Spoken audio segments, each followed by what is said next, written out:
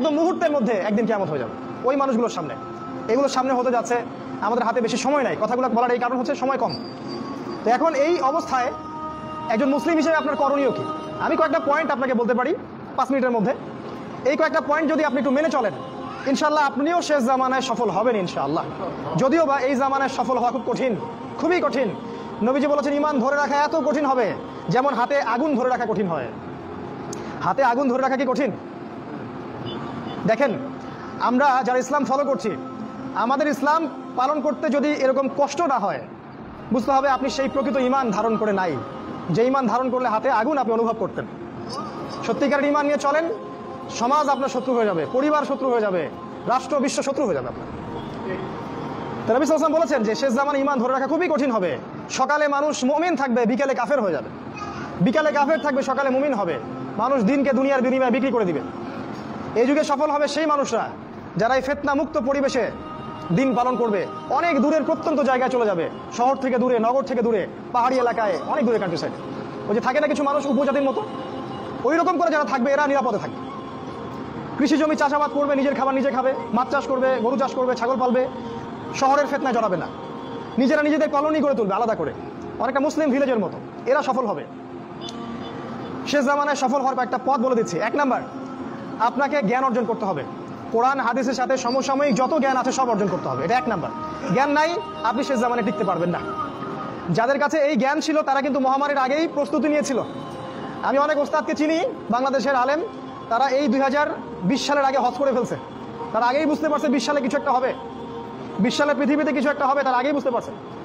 কারণ শেষ জামানার পড়াশোনা করেছেন তারা, কার পর কি হতে যাচ্ছে এটা তারা বুঝতে পারছেন, অনুমান করতে পারছেন। তাই জ্ঞান ছাড়া আপনি শেষ জামানায় টিকতে পারবেন না ভাই। জ্ঞান অর্জন করুন, 1 নাম্বার। 2 নাম্বার, জ্ঞান অনুযায়ী আমল করেন।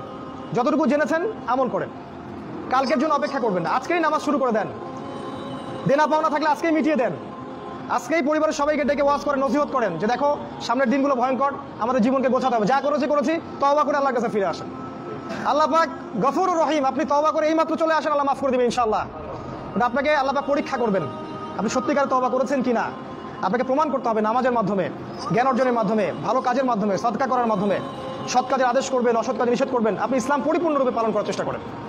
কোনো সরকার, কোনো সমাজ নেতা, কোনো রাষ্ট্রনেতা, কোনো পারিবারিক নেতা কেউ আপনার সাথে আপনার কবরে যাবে না। সোজা কথা, আপনাকে আল্লাহর সামনে একাই দাঁড়াতে হবে। কারো পরোয়া করে লাভ নাই, কোনো অজুহাত দিয়েও লাভ নাই।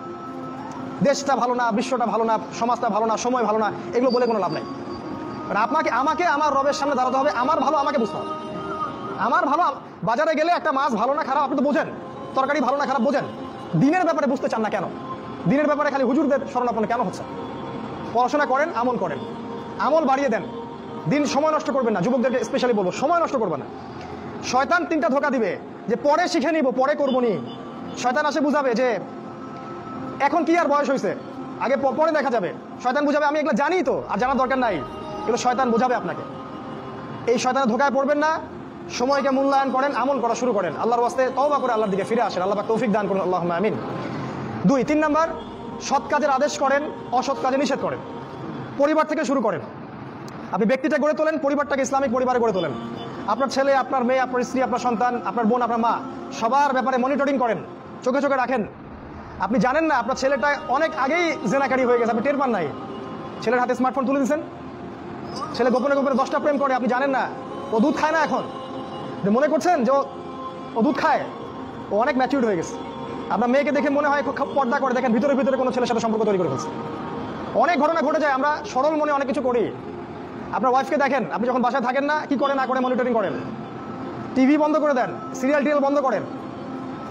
এমন কারোর সাথে মিশতে দিবেন না যে আপনার ছেলেকে, আপনার মেয়েকে, আপনার বোনকে, আপনার মাকে বিপথে নিয়ে যাবে। কঠোর হন পরিবারের উপরে, কারণ আপনাকে আল্লাহ পাক আপনার পরিবার সম্পর্কে জিজ্ঞাসাবাদ করবেন, অবশ্যই জিজ্ঞাসা করবেন। বিশ্বাস করেন আল্লাহ পাক কিয়ামতের মাঠে আপনাকে আপনার পরিবার সম্পর্কে জবাবদিহি করাবেন প্রত্যেকটা বিষয়। আপনি দাওয়াত দেন, চেষ্টা করেন, তারপরে যদি ছেলে বেলাইনে যায় সেটা তার ব্যাপার, ওর হিসাবও দিবে। নূহ আলাইহিস সালামের ছেলে কাফের হয়ে গেছে, ওর হিসাবও দিবে, সেটা আলাদা। কিন্তু আমাকে আমার চেষ্টা করতে হবে।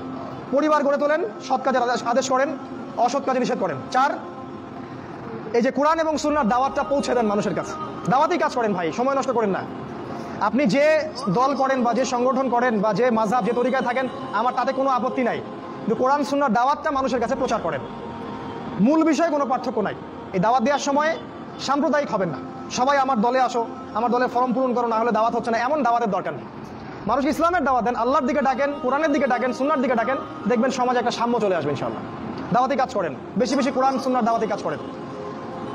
5 নাম্বার, অর্থ সম্পদ যা আছে এগুলোকে কাগজের টাকায় রেখে দিবেন না। আমার নসিহত, হয়তো বুঝতে পারছেন না, মাথার উপর দিয়ে যাচ্ছে কথা, কিন্তু পরে বুঝবেন। টাকা পয়সা যা আছে এগুলোকে ব্যাংকে কাগজের টাকার মধ্যে রেখে দিবেন না, কারণ কাগজের টাকার সামনে আর থাকবে না।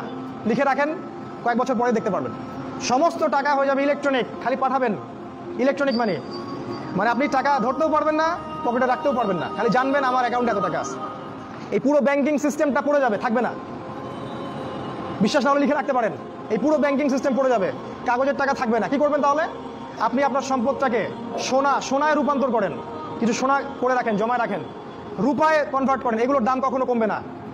100 বছর পরেও সোনার দামই থাকবে। তো 10 বছর পর আপনার 10 লাখ টাকার মান 10 লাখ টাকা থাকবে না, দাম পড়ে যাবে, আপনি সম্পত্তি হারাবেন।